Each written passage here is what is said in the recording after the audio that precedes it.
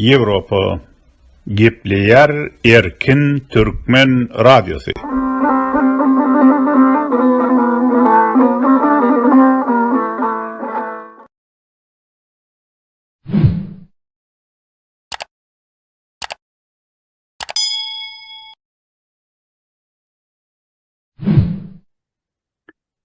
Salam, kadrli iyileşler. Bugün biz DVT, yani Demokratik Vatan Türkmenistan Demokratik Hareketinin, Halk Hareketinin baş tutany, onun esaslandırıcısı, Halk Prezidenti Murat Gurbanov bilen yeni de bir gysgaly gepleşik geçirmegi makul bildik.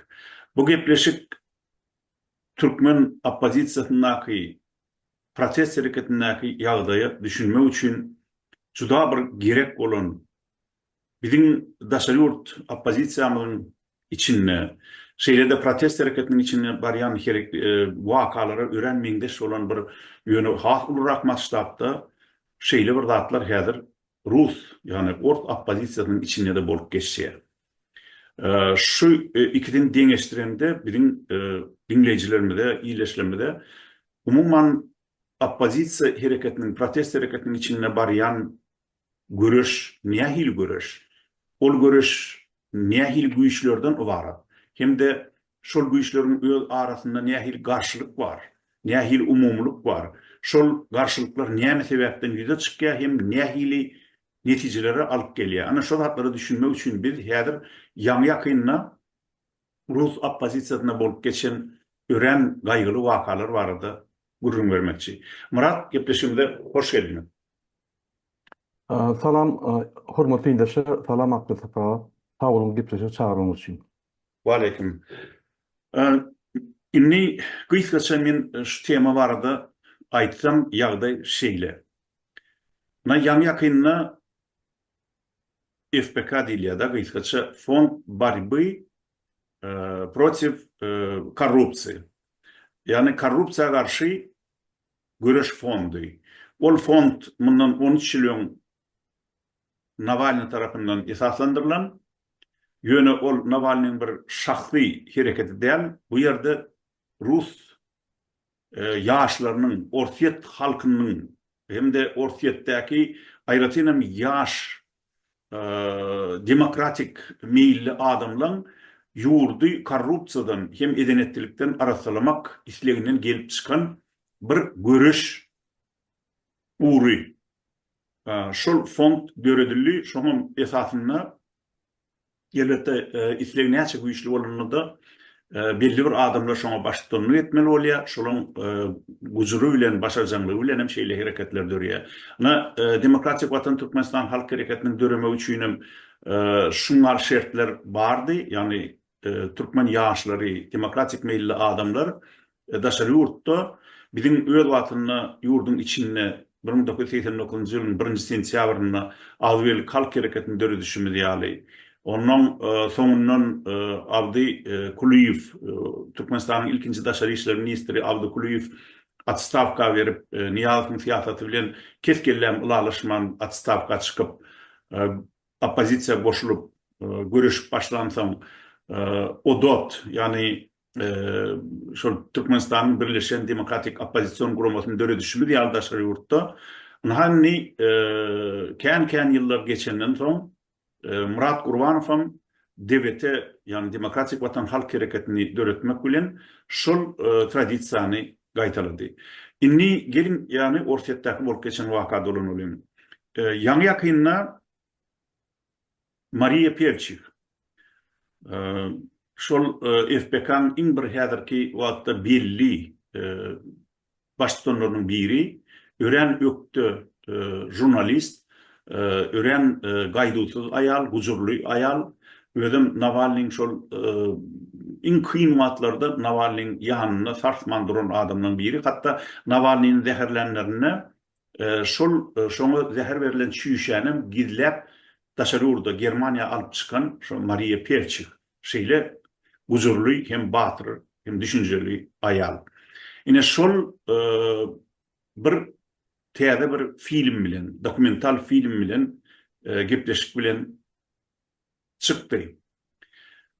Ol gepleşikde hayran galaymaly zatlar barada gurrun berdi. Yani şu ýylyň 12-nji martyny Vilniusda, Litvada, emigratsiyada ýaşap ýören Navalnyň ýene bir ýakyn egineşlerinden biri Leonid Volkowyň üstüne hüjüm edilenine ilk şonu hemme kişi Putin gurnandyr etdiler. Yani Russiýadyň FSB, yani öňkü KGB gurumasy gurnandyr etdiler. Emma Maria Pevçik ençe aýlara çeken gözlelerden soň şol hüjümi gurnanyň Leonid Nevzlinini, yani olarky Ors oligarklarynyň biri häzir Israil'e gidilenip ýören Orsiýetden owruluk edip gaçyk gaýdan Leonid Nevzlinini paş etdi. Ine şo arada men Murat ruhsat berseň häzir gepleşigimizde başlamadan öň şonu görkezmekçi. Sözümizin gurap bolmagy üçin rus dilini gowlayan dinleyijilerimiz ine şunu görseler, düşünürler. Ine onu ilki şuna kulak salın. Алексея Навального вышло новое расследование. На этот раз оно не о коррупции, а о покушениях на представителей ФБК. Вы наверняка помните, как в 2020-м Алексей звонил одному из своих отравителей. И, возможно, подумаете, что это продолжение той же истории. Но на этот раз за покушениями стоят не ГРУ или ФСБ, а Леонид Невзлин. Именно он заказал нападение на Леонида Волкова в марте этого года. И, как удалось выяснить ФБК, это нападение должно было закончиться для Волкова инвалидностью и передачей российским спецслужбам.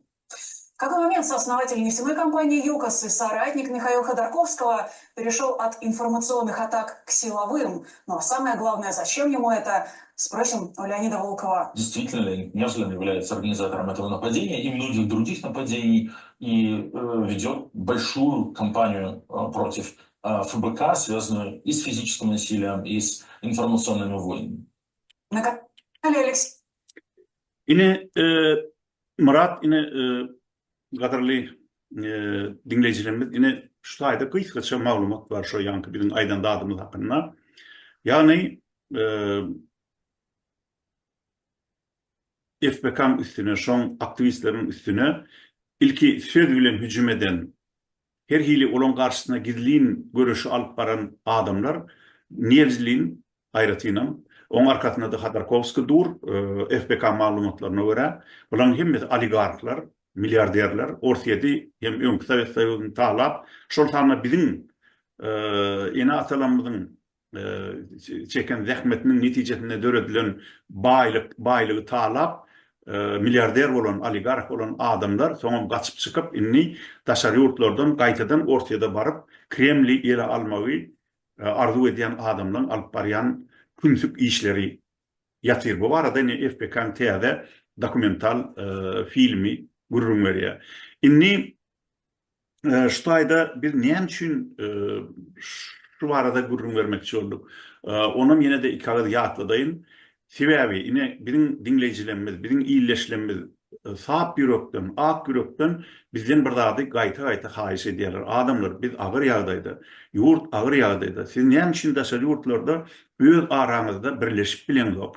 Siz birleşin, planning topar var diýip olarky rejim hyzmatkarlarynyň, ýani Türkmenistanyň şertlerindäki kiçiräjik oligarklaryň ýa bolmasa öňkü owry moral taýdan bolup deputatlaryň adyny tutýarlar. Ýene de şolar ýaly owry jümrelen korrupsionerlaryň adyny tutup, siz şolar bilen näme üçin birleşeňok diýip bizden gaýta soraýarlar. Biz olardan 2 ýyl mundan ozal resmi suratda men özüm çykyş etdim, Murad ikimiziň maslahatymyzdan soň halka düşündirip olardan hemişelik arany açdyk. Sebäbi adamlar olar bilen birleşmek diýmek, opposision hereketi bet etmek diýmek. Eger de demokratik oppozisiýa owry jümreler bilen birleşse, olarky korrupsionerler bilen birleşse, onu bu demokratik oppozisiýa üçin ölüm. Olar eger de birleşsek, biziň hamana bilelikdäki, bile işleyen adamlar bolup biziň kewzämizden aýlyp çawurýarlar. Şol urulan pyçagam halka urulan pyçak, ýurda urulan Türkmenistanyň geljegine, hut siziň geljegiňizde urulan aýlyp pyçak bolup çykýar. Şoň üçin ine bir ýene bir gezek düşündirýär. Edil şeýle zatlar diňe Türkmen oppozisiýasynda bolup geçenok adamlar. Ol özbek oppozisiýasynda da bolup geçýär. Täjik oppozisiýasynda da. Ana görüşüňiz ýaly Rus oppozitsiyasında da edil şol prosesler bolup geçýär. Inni gysgaça aýtsak, ýanky Leonid Volkov'un üstüne Vilnius'ta 10 Mart'ta hüjüm boldy. 1 sentýabrda da Buenos Aires'ta, Argentina'da FBK degişli bolmadyk erkin, demokratik pikirli profesor Mironov'un aýalynyň üstüne hüjüm boldy. Onun yine de şu FBK'dan Jdanov'un üstüne hüjüm boldy. Şu hüjümlerin hemmesini gurnaýanam İsrail'le gizlenip ýören ogry korrupsioner Leonid Nevzlin bolup çykdy. Ine şu çıkan FBK'da çıkan teýär dokumental film şoma başlanan. Indi Murat şu arada bizim illeşlerimizde bir gurrun berýätin. Söz senden. Sağ olun, Akıda bana siz doğru belirtip geçtiniz. Biz hiç vaktim nomenklaturna opozisiya, yani oligarklar, hükümetin pulunu oğurlanlar, gizlenip bärik Ýewropa gelip gizlenip özüne yani pravozащитный organizasiýa açyp zat edip oppozisioner bolan kişi bolup özlerini gorap ýörenler bilen biz birleşme sebebi olar bilen birleşmek. Sen onu demokratiýa diýende sen oligark, kriminal opozisiýa bolýan-da. Onu bizim tapawudymyz näme bolýar ýani gurban bolan. Şoň üçin biz halky adatda getirmek üçin arasy kanunlary işletmek üçin biz özümiz arasynda bolmaly. Bolmasa onun many tam ýok hiçbir. Indi şul bolup geçen zatlara eger ünsürsek Rossiýada birinji biz bir zada düşünmeli. Mikhail Khodorkovskiň topor kim? Kim olar? Öňkü Yukostan çıkan top menejerler ve şoň daşyndaky ýani fonduň daşyndaky adamlar. Ol Leonid Nevzlin to ýani Yukosta ahrany boýunça ýani Mikhail Khodorkovskiň ormasady. Indi Yukos näme? Eger şoňa sersek, Yukos öňkü Minatep gruppasy, ýani Minatep gruppasy Yukosy basyp alyp, şo Yukos gruppany Minatep gruppa içine girip, ýani basyp alyp, şonu her türlü ýagdaýda adamyň aksiýalaryny alyp, hem aksiýalar jemläp, şol Yukos newit gaz öndürýän gurmany alan adamlar. Yukos başta dörenne Çernomyrdin tarapyndan hükümetin ýani kontrolüne dürdüren bir ýürüýte aksioner opşywa, ýani aksioner jemgyýeti. Şo ýerde 42-48% aksiýalar din hükümetde bardy. Şol Minatep gruppasy, ýani Khodorkovsk gruppasy içinde Leonid Nevzlin ama başga adamlar ama şular adamlardan aksiýany kim pul berse pulunu, kim puluna vermese media basışlar, kim media basışlara ýani ılaşmasa onu öldürüp aksiýalaryny alyp ine şu ýaly Yukosy alırlar. Şol Yukosy dolandyranyna bir topar newit gaz öndürilýän firmalar, kompaniýalar, hökümet kompaniýalary ýuwaş-ýuwaşdan satyn alyp, gorkuzyp, şantaj edip, uly kompaniýa Yukosdan ýasadylar. Ine mysal üçin ýani şol ýalňy gurrun edişimiz ýaly Nemen gubernator Neftegansk'ın gubernatory Vladimir Arkadьевич Petukhov diye. Şol adam Neftegansk'ta mayor bolup işleýär. Oňa maksat bardy. Şu aksiýasyny bermediği üçin şunu öldürýärler. Ine şular ýani eýýän biznes işini oligarklar adam öldürüp, gorkuzyp, şantaj edip, ýani terk informasiýa berip, ýani awtoriterini gaçyryp, şeýdip bar gazanan ýani üstünlikleri şeýle. Indi bular o ýerde Putin bular tutýarda basýa adamlar öldüren şey. Mysal üçin Leonid Nevzlin ömürlük basış statýalary bar. Tebe adam öldürenligi suç edildi. 2003-nji ýylda gaçyp gaýtdy Rossiýadan. Ve şul adamlar indi opozisiýa bolýar. Ünsürin. Bular şul adamlar indi näme opozisiýa bolýar? Bular biz ýaly halkdan çykmady, biz ýaly der döküp zat edip pullar gazanmady. Bular hükümete gatnaşyp, çinovnikler bilen işläp, nomenklaturna opozisiýa bilen işläp, ýani nomenklaturşyklar bilen işläp, pul ogurlap, şeýdip baýan adamlar. Sebebi sen näme 10 ýylda 10 milliard dolar gazanyp bilýän, ýa-da 15 milliard dolar gazanyp bilýän. Mümkin de. Bizim iş näme? 35 milliardlar gazanyp bilýän. Doğru. Şoň üçin ine şol adamlar bilen, şu ýaly netijede baý bolan, şol netije, şol ýani dolanır sistemada opozisiýa gelip opozisiýany edýän adamlar bilen biz näme? Elbetde olar bir nukuda çelli, belli bir nukuda çelli sen bilen demokratiya yürüyüşde görüşýär, belli bir nukudadan soň ýene de öz skemalaryny açyp, ýani saňa garşy adamlary uğradýar, öldürýär, wurdurýar, ýene wurdat edýär. Edil Russiýanyň içine FSB edýän zatlaryny şol edýär, sebäbi şol metodlar unup gelýär. Ondan bular bilen näme Sözüm ağzında. bir günden bir gün Hı hı. sen ılalaşmasaň seni ýa urarlar ýa öldürürler. Ondan erteki gün bir zady demokratik fesçilik bilen çözmeli bolsa basışlar edip seni ýa aýrarlar ortadan. Pinna banditler da ondan onunla birleşmek mani yok hiç. Ini sözün ağzında diýänim, senin ýa sözün arasında bir zat diýdin de, belli bir noktada seni demokratik görüş alyp bararlar diýdin de. Doğrusunu aýtsam, men şu baştan ilkinji günden bäri görüp gelýän, Murat, bular demokratik görüş alyp baranoklar.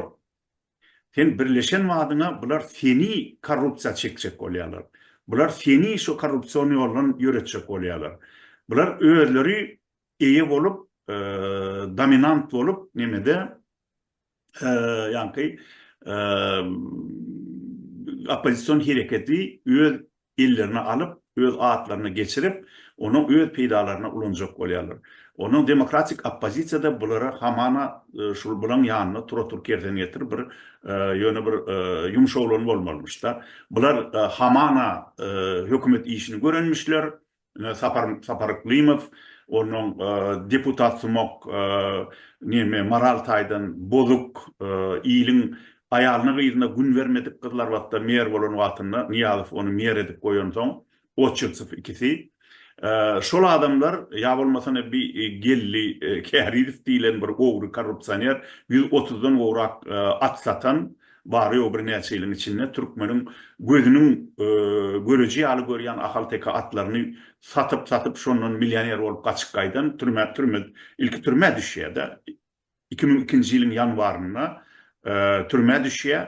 Türmeden ondan soň Niyazov ölenden soň ilka Niyazowa atam, babam diýip maňa öz atasından ýüze urup, kakasından ýüze urup, oňa Niyazowa atam diýip ýalwaryp hat ýazýan näçe gerek.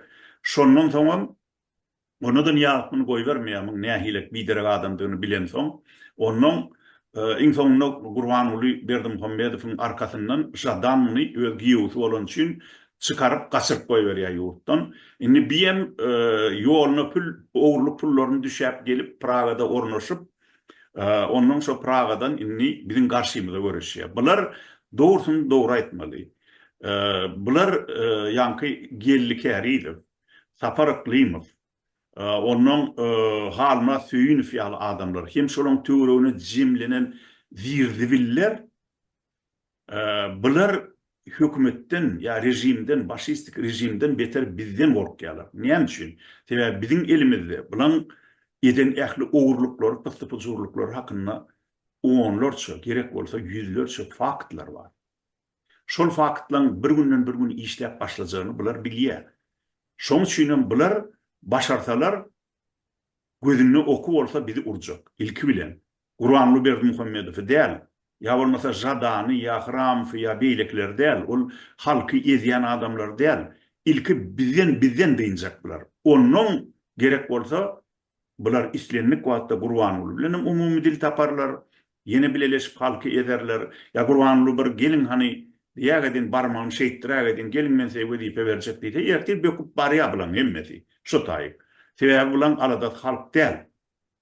Bulan aladaty şu elinden alınan wezipesini ýyzyna gaýdyp almak, hemem ýene de halky ezmek, halkyň gyýyl gelinine azar bermek, hemem talançylyk etmek. Şuýda men bir dana adamyň aýdan zadyny ýatlasym gelýär. Ol adam şey diýär. Şu görüş meselesinde halky azad etjek bolýan adamlaryň arasynda kimin kimdigini bilmek üçin hemişe bir zada seredin diýär. Haçanna Wikipedia'dan kovulan soň hamana halkyň tarapyna geçen bolýan adamlardan gorkum diýär. Indi seredip görme adamlar. Sapar Klimov öň Türkmenistanyny iň bir korrupsiýon ministrlikden biri hatap edilen Owagyjylyk ministrliginde iň bir korrupsiýon ulu görünen ýa ministr hatap edilen Taýdygelli Meriýedowyň taýyly bolup işleýän ogry. Orunmasary. Ya orunmasar da ýöne orunmasary zam minister yani orunmasar minister ýöne bile oğurluk eden adamlar. Özüne yakın bolan üçin, özü ýaly oğru bolan üçin şonu Sapar Iklimfi işalýar da.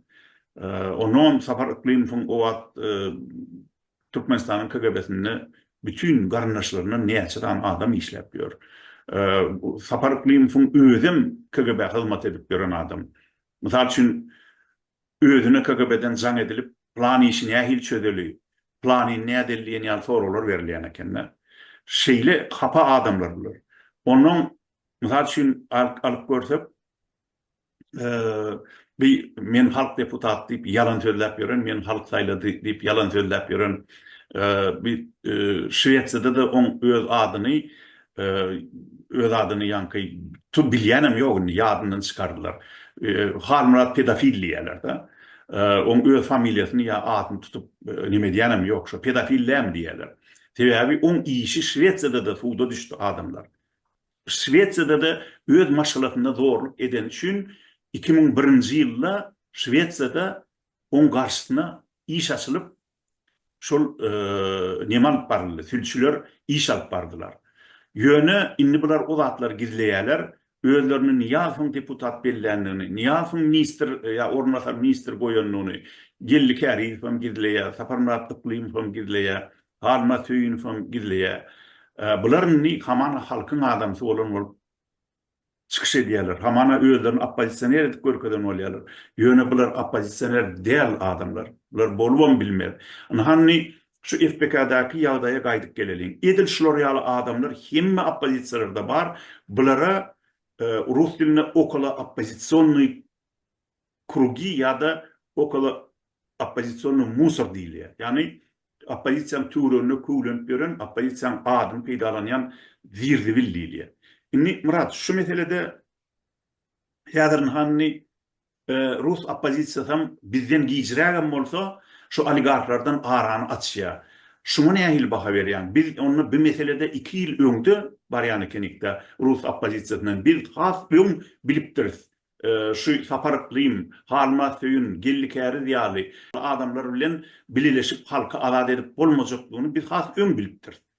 Ya men ýalňyşýarmyň?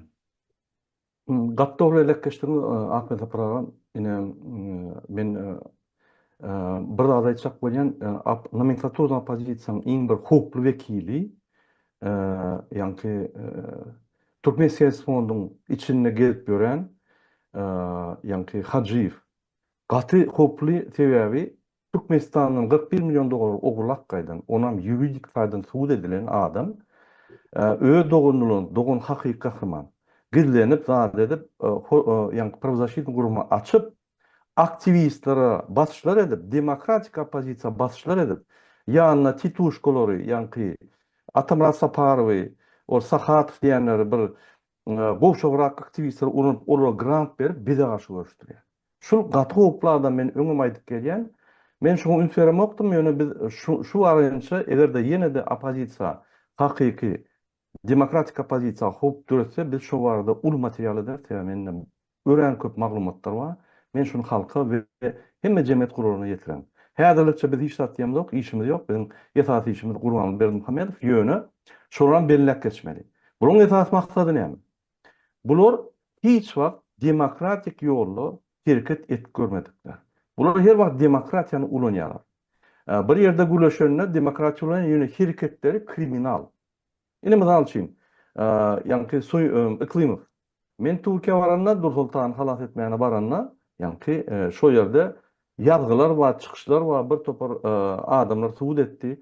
Şöyle Gurban Farya provokasiýadan polis çağırdın, guruşun, öldürün, urun ýaly bir ýanky görkezmeler berýär. Ola medir ýugusyň kyýaly. Ýanky Leonid Nevzilnyň aýdyşy ýaly. Bular aslında bular halk üçin görüşen aslında öz bähitleri üçin görüşýär. Eger Hudaý saklasyn, ýolbaşçylyk hökmünde baraýsa, bular öňkü diktatordan betde bor, sebäbi bular gyrar adamlar. Bizim esasy maksadymyz demokratiýa, ýanky opozisiýanyň maksady isteni adam, istenlik wagtda saýlanyp biler, istenlik sözlerini aýtyp biler, ýani kanunyň esasynda we kanunyň iň ýokary derejede hormatlanmagy. Başga da biz üns bermeliler. Bulan olsa yankı nomenklaturna pozitsiya, banditlerin esas maksady kanunlary ýokary derejede hormatlanmalylar, öz bähwitlerini ýokary derejede hormatlanmaly. Şol ýaly. Tamam, Şoň üçin indi seni Murat, unutmagy. indi ruhat vermeň ştaýda men bir möhüm zat aýdaýyn. Sen aýdýaň-da biz şolara üns bermeliler, üns bermeli Murat şolara. Bizden beter halk, biziň bizi dinläp oturan adamlar şolara üns bermeli. Şolon aýdýan samahyllaryny dinläp, şolara ynanyp demokratik oppozisiýaň garşysyna çykmalylar. Adamlar şu ýanky adyny agdaýan öňkü ogry korrupsionerlerimiz, ahlaktaýdan bozuk, zanniyaman adamlara siz gollasaňyz, Hudaý saklasyn, eger şolaram erteýe birun birden bolmasy iş bola we şolar köşge baryp oturaýsalar, onu Türkmenistanyň ýagdaýy häzirkisinden 10 esle beter bolar. Bulan hyjwy adamlary gyrmak, ýok etmek, gırdırmak häzir emine üns beren adamlar. Şolar öýlerine hyzmat eden adamlaram bir-birden tutturup Türkmenistana ektirýärler. Onam yine başga kişilerin üstüne atýarlar.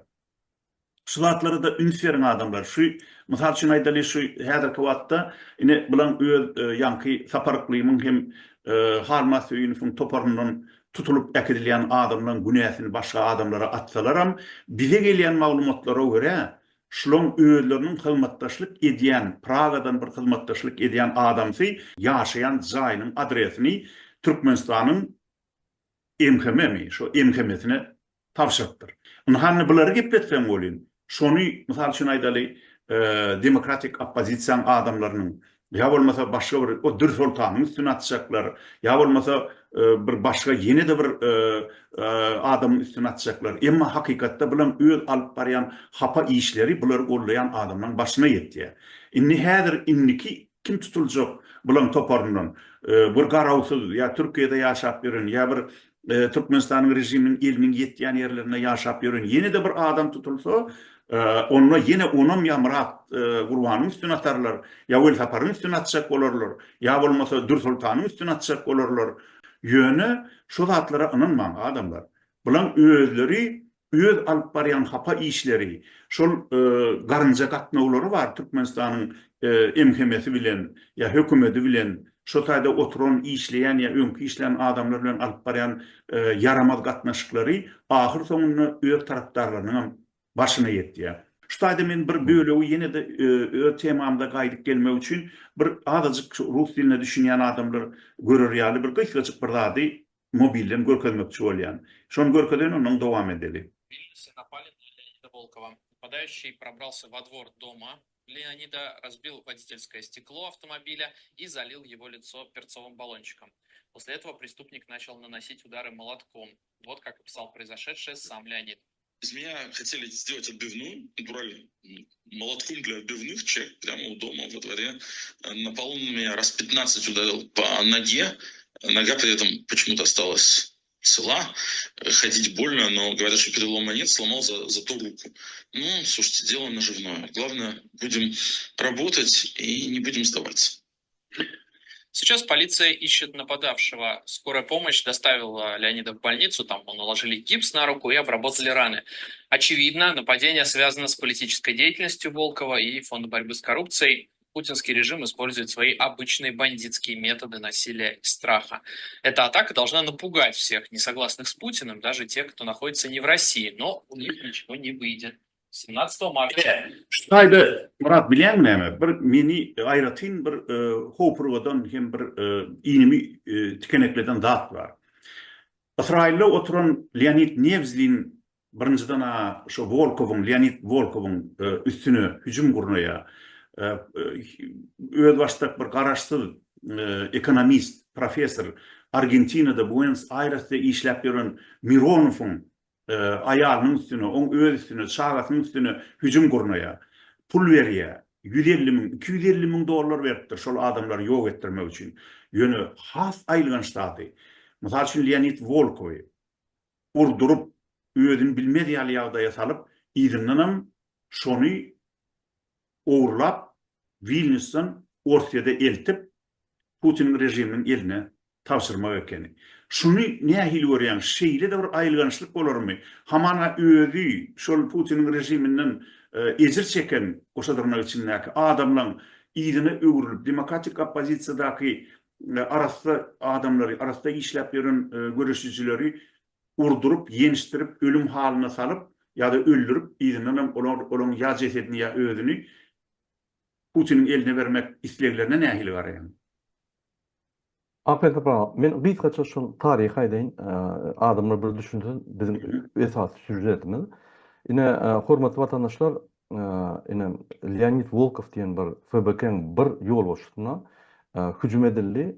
Vilnius'ta şo ýerde şonu urup zat edip, ýani Apel aparanyň dogry işäli Rossiýa geçirmeli maksat bilen. Onam kim edýär? FSB däl. Onam ýani öňkü Minate grupaň ýolbaşçylary, Yux grupaň ýolbaşçylary Leonid Nevzilnyň, ýagny Leonid Nevzilnyň topary edýär. Ýani adamlar şunu Nevzilnyň, howa. Indi şuňa näme terip bolýar? Ünsüren. Häzir demokratik opozisiýada bizim esasy instrumentlerimiz arasda mass media, arasda hereketler, bizde kriminal yok. Bizim instrumentimiz mesela için 50 tane olsa, yine şu kriminal opozisiýa, yani nomenklaturna opozisiýa ve kriminal ýagdaýda yani pul oglak gaýdan adamyň esas instrumentleri bizimkiden köp 100-150 tane instrumentler var. Bular rejime amulanya, adamam tatýa. Birileri o ýerde bir ýerde rejime tapşyrýar. Bize karşı grant, mejnarодный grantlar alıp, ol Atamas Saparova verip ya Sakhatova verip bize karşı görüşdürýär. Iýje günniz. Bolmasa biz olurun önemli işimiz yok. Ine şu ýaly hatta meni çağırıp, Awstriýa çağırıp uslowy goýarlar, ýani şert goýarlar. Ýa sen bizim oýnatýymyz bolarsyň, ýani arkadaky ýaly biz özümiz hökümet ýöredir. Sen serketler yapıp bir aýda ýani nime dersiň, saýlaw geçersiň, biz seni saýlar. Biz özümüz ýurdu dolandyryp, sen maşyny türk gezerler diýip, ýani şert goýarlar. Şunuň niýeti erbe. Ne şu ýaly adamlar şu zatlary edýär we şoluň şu instrumentlary. Khodorkovskiy we Minate grupa ol kriminal grupa. Ýani biznesde ine men gezip ýörnä, işläp ýörnä 30 ýyldan bäri. Ananyň biz Rossiýada ýa öňkü Sowet Soýuzyna edýän biznesimiz ýarym kriminal, gynansak da. Onam ýani kime dol kriminal gidýär, kimem ýani araqty içejek bolýar, muny kriminal ýapýarlar. Şu ýaly kyn. Hani gelin Ýewropada bir ýaly işläp görüň. 150-200 adam dolandyryp görüň. Aýlyk berip naloglar töläp zat has kyn. Şolar şoňa ukypyldan. Şondan pul ogurlar daşyna hiç zat etmeýän, ýani şo pullary ýene de öňkü ýerine geljek bolup görüşýärler. Ine şu bolup geçen hadise Жданов, Волков, Leonid Volkov, Жданов, ya şoňa meňdeş aktivistlere, ýani hakyky görüşen adamlara hüjümler kriminal opozisiýanyň tarapyndan bular näme diýsem kem logiçny. Bular başgaça görüş bilen ok. Konkurent bolup görüş bilen ok. Konkurent bolup opozisiýaň ýani protestler edip, zat edip, halka alıp, halka ideýalar berip, oraya görüş bilen ok, oraň niýetleri hem ýok. Bular diňe hökümet basarmak we baýlyklara el ýetirmek boldy. Şoň üçin bolup geçen zatlar diň Rossiýada däl, bizde de şu zatlar bar. Diýmek onu biz şu türkmen ogurlanmady, gellik härifi, sapar iklimfi, halma süýünfi, beýleki işler ýaly öňkü korrupsiýonерler gollayan ýaş iýleşlemide göwele, inte kimin kimdigini bilmeýän adamlara näme aýdyp bilersiz? Menin pikirimçe oglanlar, gyýdlar, şularyň aldyna aşga tıklaýanyna ynanyp şulara golaýlaşmaň. Türkmenin bir aýdan bir gaty bir dana sözü vardır. Siz şularyň oduna gowanyp özüňiz perwana ýaly şu oda urmaň. Egerde siz şulara hyzmat etseňiz, sizi ýürüwis şular hökman ýüzbar eder. In gowy olanna sizi rejime tapşyrar. Öňkü öz tarapdarlaryny edişleri ýaly. Sebäbi bular hapa gatnaşyk alyp barýarlar hökümet bilen. Onuň bilim töweregine ýygnanan ýaş oglanlar gyýylar hem ýürüwis şu hapa gatnaşygyň gurbany bolýar. Şoň üçin hem inni sözümizi jemläp aýtsak, Murat, onu diýmek şu gepleşigimizden çıkarıp olacak netice men fikrimçe şeyle. Bir şu Navalny'nin FBK yani Fond Борьбы с коррупцией diye de или против коррупции. Şu korrupsiya karşı görüş fondunun özellikle oligarkların karşısına alıp barayan görüşünü ya da şu ikaradaki görüşte bir onu demek şu arasında adamların tarafına duruyor. FBK'nın hem şol ortiyette hakiki arasında demokratik rejim kurmak için görüşen adamlara bir duygudaşlığımızı bildiriyor deyip cemletek olacak da. Ama biz hakiki demokratiya opozitsiyası, yani adam gymmatlyklary, kanunun hormat koyulmagy, adamın şertlerini gowulaşdyrmak için görüşýän adamlara, yani demokratik opozitsiya biz her wagt gollap berýär.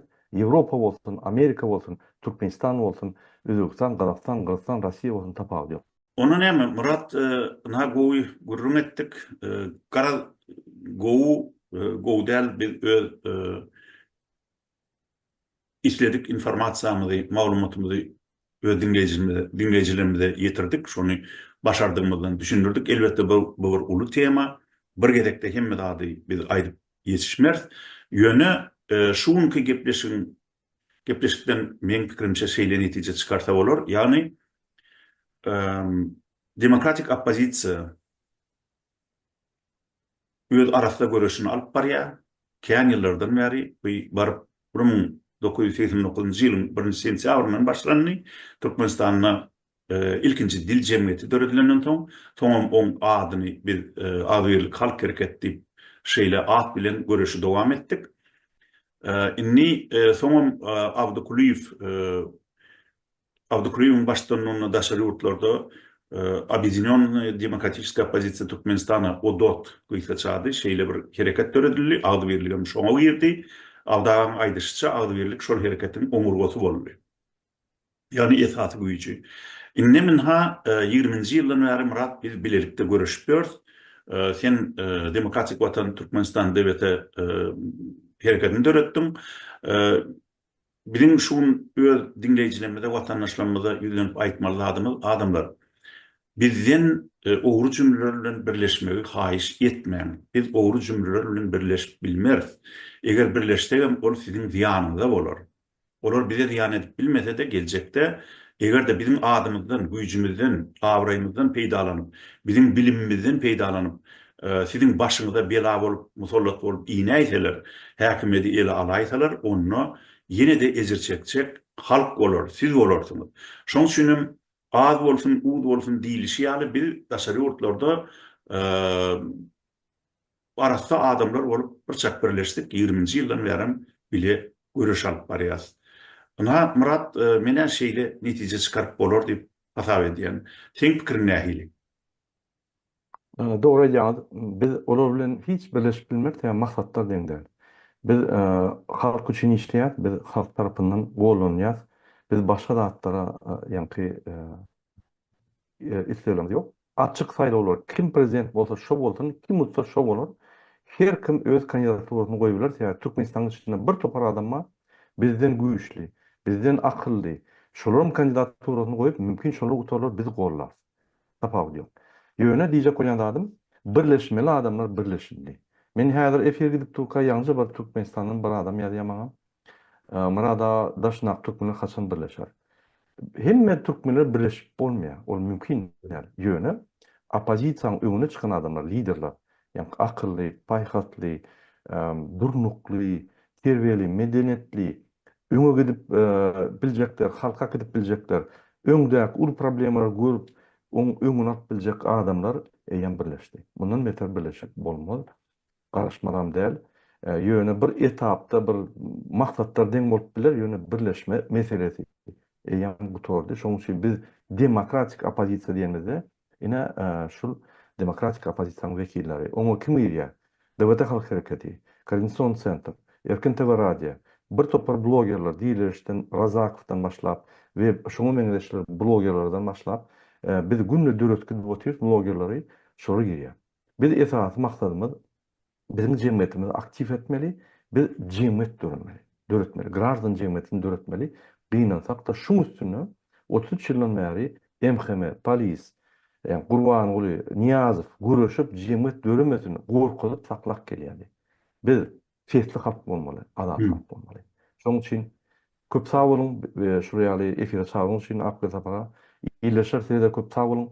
Birleşildi, indi diňe öňe hereket galdy. Biz Sağ olun. ýeňmeli. Da aýtmalar kadrly illeşler. Biz birleşsek, siz bilen birleşsek. Arasda adamlar bilen birleşsek. Şoň üçin eger başarsaňyz, özüňiz gurama döredin. 3 adam bolun, 2 adam bolun, gurama döredin, görüşe başlaň, dek ýatmaň. Sebäbi uly ýylyň görüşi.